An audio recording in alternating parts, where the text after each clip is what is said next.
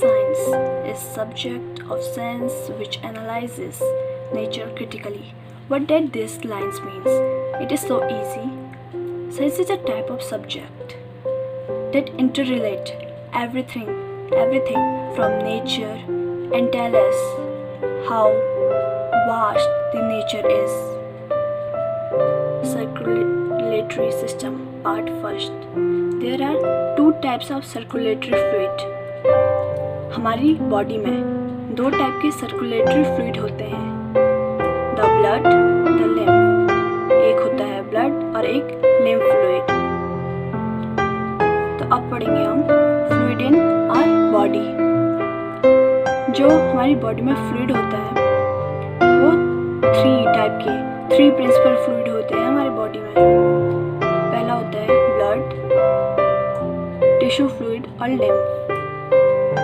जो ब्लड होता है वो हमारे सर्कुलेटरी सिस्टम के हार्ट और ब्लड वेसल्स में कंटेन होता है। जो टिश्यू फ्लूइड्स होता है वो जो ऑर्गन्स होती हैं उनके बीच में जो स्पेस होता है उसको ऑक्यूपाई करता है, उसको फुलफिल करता है। जो लिम्फ होता है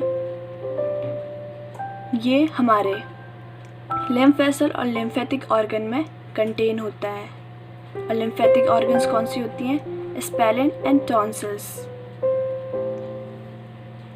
इसी ऑर्डर में दो नॉन सर्कुलेटरी फ्लूइड्स भी होते हैं जो साइनोवियल फ्लूइड और विट्रियस ह्यूमर होते हैं। साइनोवियल फ्लूइड स्केलेटल जॉइंट्स में की कैविटी में मिलता है, जबकि विट्रियस ह्यूमर आइज और एसेक्ट्रा में मिलता है। जो ब्लड की प्रॉपर्टीज़ हैं वो 5 पार्ट में डिवाइडेड है। जो ब्लड होता है वो स्टेशनरी कभी नहीं होता, वो हमेशा मोशन में होता है। जो ब्लड का कलर होता है, जब आर्टरीज उसे फुल बॉडी में पास करती है तो वो ब्राइट रेड होता है, पर जब वेन्स उसे वापस हार्ट में लाती हैं तो डार्क रेड होता है। जो वॉल्यूम होता है ब्लड का वो 5 to 6 लीटर होता है, और जो ब्लड का टेस्ट होता है वो सॉल्टिस होता है। जबकि जो pH होता है ब्लड का वो एल्कलाइन होता है, क्योंकि 7.3 to 7.45 उसका pH स्केल में मार्किंग है। अब फंक्शंस ऑफ ब्लड। तो जो ब्लड के फंक्शन है वो मेनली 2 पार्ट्स में डिवाइडेड है, जो कि है ट्रांसपोर्ट और प्रोटेक्शन। अब इसी उसमें आता है कंपोजिशन ऑफ ब्लड।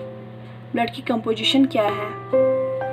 तो जो ब्लड होता है उसमें जो प्लाज्मा होता है उसका जो फ्लूइड पार्ट होता है वो 50 to 60% होता है, पर जो उसमें सेलुलर एलिमेंट होता है जैसे red blood cell, RBCs, white blood cells, डब्ल्यूबीसीज एंड प्लेटलेट्स, इन सब का कंपोजिशन होता है 40 to 45%। जो प्लाज्मा होता है तो उसका लिक्विड पोर्शन जो होता है वो लाइट येलो कलर में होता है, और जो प्लाज्मा होता है वो अल्कलाइन लिक्विड होता है। पर जो प्लाज्मा होता है वो मेनली किस चीज़ से बना होता है? उसमें प्लाज्मा में जो वाटर होता है वो 90 to 92% मिलता है। जो उसमें जितने प्रोटीन परसेंट होता है वो 7 to 8% मिलता है प्रोटीन। जो उसमें इनऑर्गेनिक साल्ट होता है वो सिर्फ 1% मिलता है, और जिसमें अदर सब्सटेंस होते हैं वो ट्रेसेस होते हैं। अब इस ऑर्डर में सेलुलर एलिमेंट। तो जो सेलुलर एलिमेंट होते हैं वो कैटेगराइज्ड है 3 पार्ट्स में। Red blood cells. तो जो रेड ब्लड सेल्स होते हैं हम उन्हें इरिथ्रोसाइट्स बोलते हैं। जो वाइट ब्लड सेल्स होते हैं उन्हें ल्यूकोसाइट्स, और जो ब्लड प्लेटलेट्स होती हैं वो थ्रोम्बोसाइट्स होती हैं। अब रेड ब्लड सेल्स। तो जो रेड ब्लड सेल्स है वो 7 माइक्रोन इनहिबिटर होता है। जो आरबीसीज होती हैं वो बोन मैरो में प्रोड्यूस होती हैं,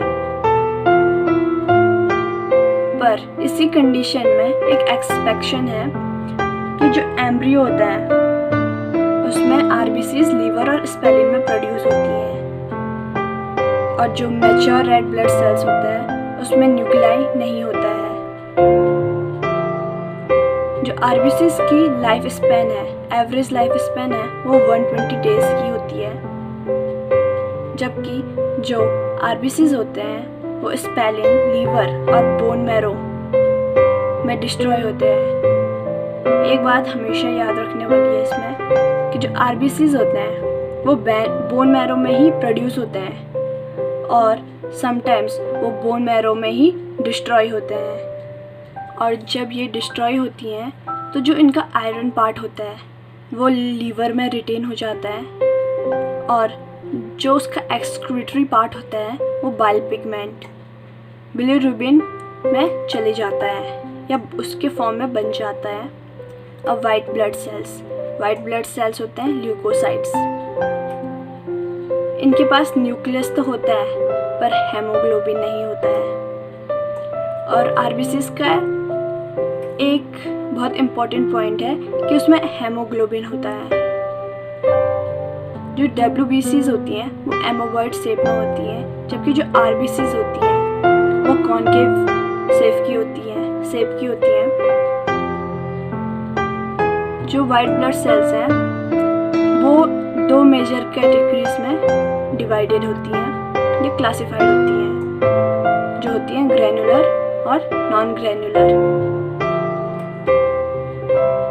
जो डब्ल्यूबीसीज होती हैं वो रेड बोन मैरो में, लिम्फ में और किसी टाइम लीवर और स्पेलिन में प्रोड्यूस होती हैं, जबकि आरबीसीज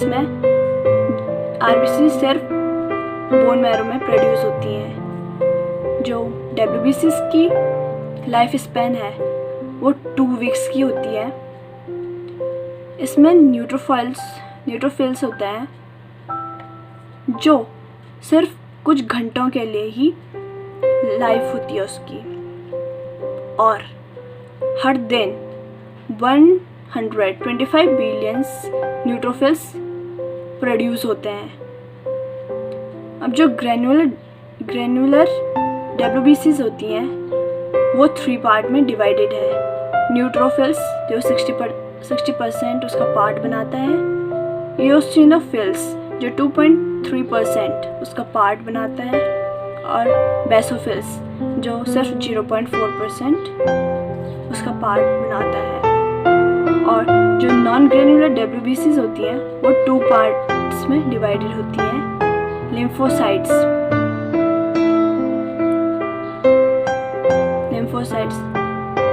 तो 30% होती हैं, मोनोसाइट्स 5.3%। अब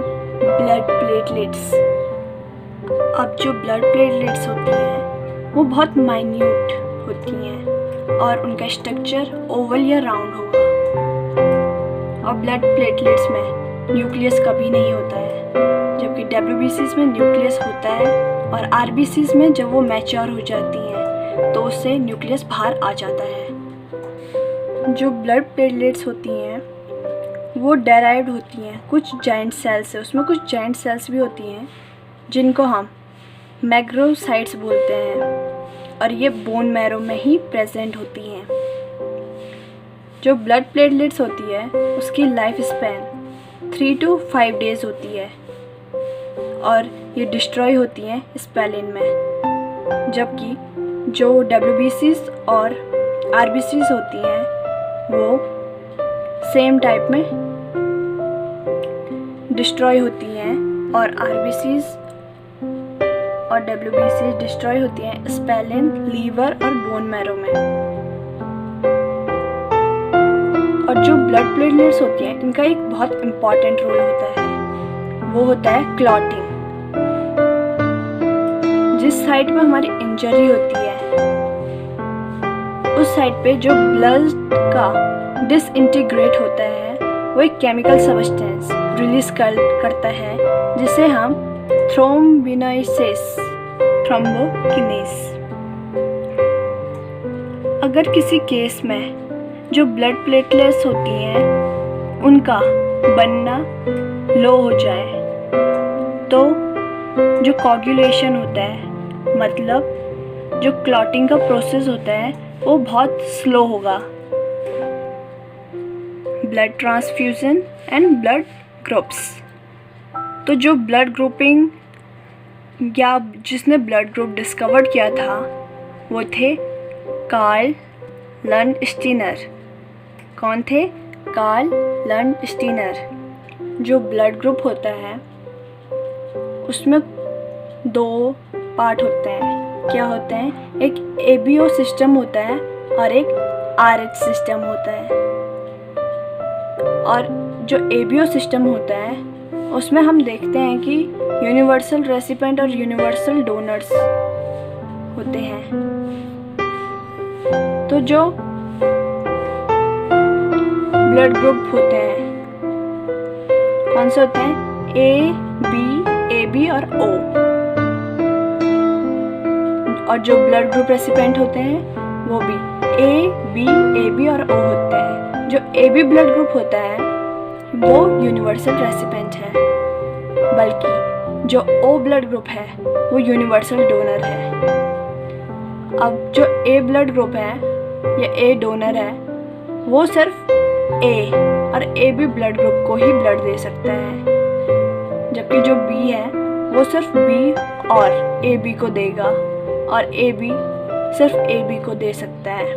पर जो O है जो कि यूनिवर्सल डोनर है वो A, B, AB और O चारों ब्लड ग्रुप को ब्लड दे सकता है। और जो AB है वो चारों ब्लड ग्रुप से ब्लड ले सकता है।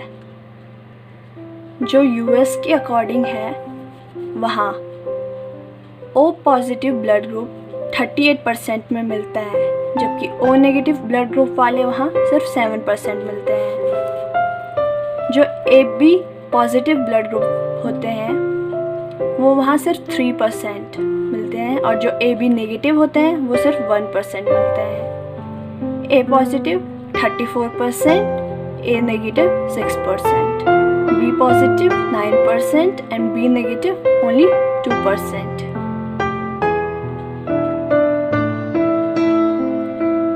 अब जो O पॉजिटिव ब्लड ग्रुप वाले होते हैं वो 3% में सिर्फ 1 मिलते हैं, इसलिए इनकी परसेंटेज 37.4 होती है।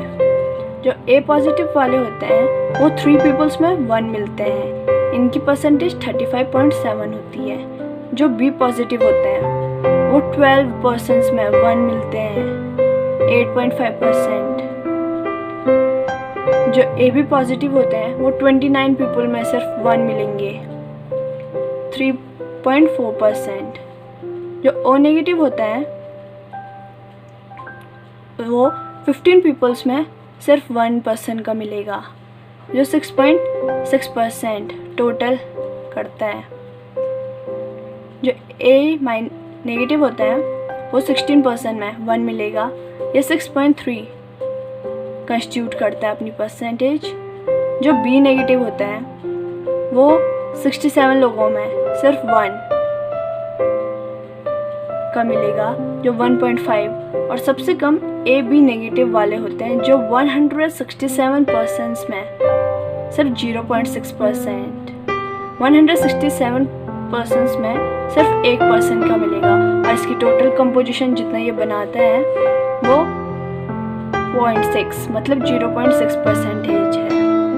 अब जो ब्लड ग्रुप का परसेंटेज इंडिया में है तो जो O ब्लड ग्रुप वाले होते हैं वो 37.12% मिलते हैं। जो B ब्लड ग्रुप होता है वो 32.26% और जो A होता है वो 22.88% मिलता है, जबकि AB 7.74% ही मिलता है। जो इंडिया की टोटल पॉपुलेशन है उसके अकॉर्डिंग 64.61% लोगों का RH पॉजिटिव ब्लड ग्रुप होता है और इसमें से जितना परसेंटेज बचा है वो RH नेगेटिव या नेगेटिव ब्लड ग्रुप के होते हैं। इसमें भी एक चीज़ रिमेंबर की है, जो O नेगेटिव होता है, O पॉजिटिव यूनिवर्सल डोनर नहीं होता है, O नेगेटिव यूनिवर्सल डोनर है। AB पॉजिटिव यूनिवर्सल रेसिपेंट नहीं, बल्कि AB नेगेटिव यूनिवर्सल रेसिपेंट है।